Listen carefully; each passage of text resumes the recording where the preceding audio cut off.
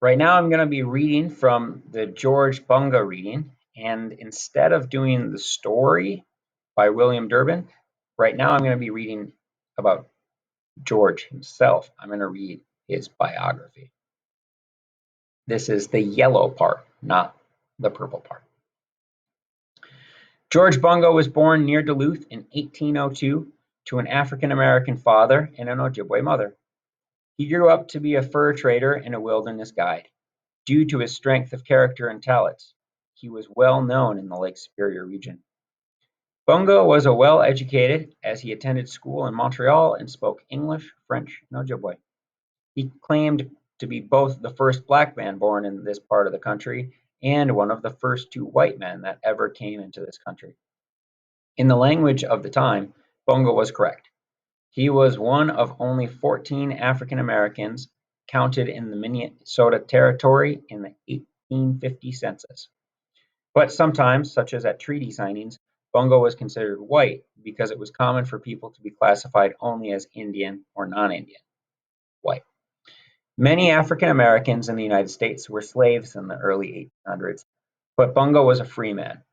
His grandfather, Jean Bonga, had been an indentured servant to the British Army officers in Michigan. After the officer died, Jean Bonga was released from his contract and gained his freedom. George Bonga's grandfather and grandmother became fur traders. Bonga's father, Pierre, was a fur trader and a guide for the famous explorer Alexander Henry Jr. George learned his wilderness skills from his father and mother and followed in the family tradition of fur trading. He worked for the American Fur Company in the 1820s. In the 1830s, he traded at posts throughout northern Minnesota. In the following story, Meet the Guide, it imagines a journey that George Bonga may have taken from Fond du Lac to Leech Lake in August 1836. Bonga, circa, so this is taken in 1870. On fur trading voyages, Bonga's strength and endurance became legendary among his fellow travelers, and his excellent singing voice helped voyagers keep time all day long as they paddled birch bark canoes loaded with trade goods. He also was a gifted storyteller. According to folks who knew him, Bonga loved to relate his adventures to newcomers, and he would frequently paralyze his listeners with laughter. At 6 feet 6 inches tall, Bonga stood a foot taller than the average French-Canadian voyager.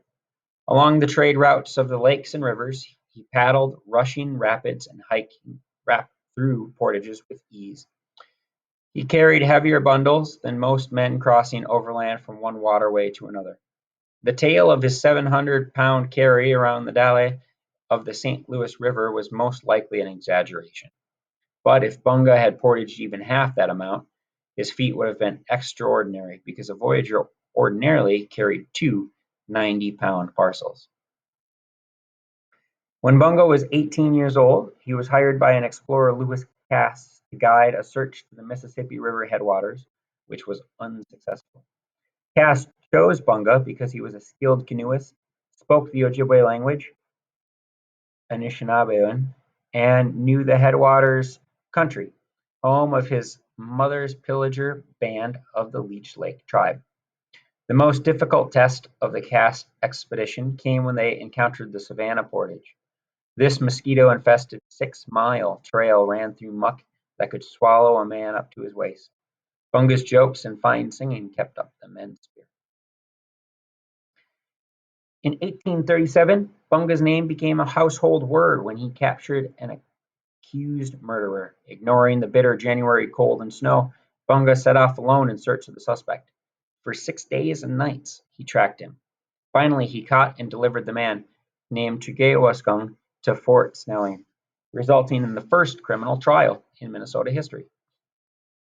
Bonga's career as a fur trader faded in the 1840s as the fur trade ended. Both the supply and demand of furs had declined. Too much trapping and disease almost wiped out the beaver population. Demand for beaver pelts to make the top hats dropped as silk became the fashion in Europe. In 1842, the American Fur Company went bankrupt. Being resourceful, Bonga found a new way to find a living. In the 1850s, he and his wife Ashwin and their 4 children created lodges for tourists on Leech Lake and Ottertail Lakes. In his later years, Bonga was an outspoken advocate for fair treatment of the Ojibwe people. He recommended that the government acquire good land for the Ojibwe so they could maintain their traditional fishing, hunting, and gathering of wild rice and maple sap. In 1867, Bonga served as the official witness to the treaty signing that established the White Earth Indian Reservation. When Bonga died in 1884, a notice of his death appeared in newspapers in Minneapolis, Chicago, and New York. The U.S. Congress honored his passing. Bonga left a legacy of voyaging, pioneering, and being a fair and honest man. The Reverend Henry Whipple, Minnesota's first Episcopal bishop, said, "No word would be better trusted than that of George Bonga."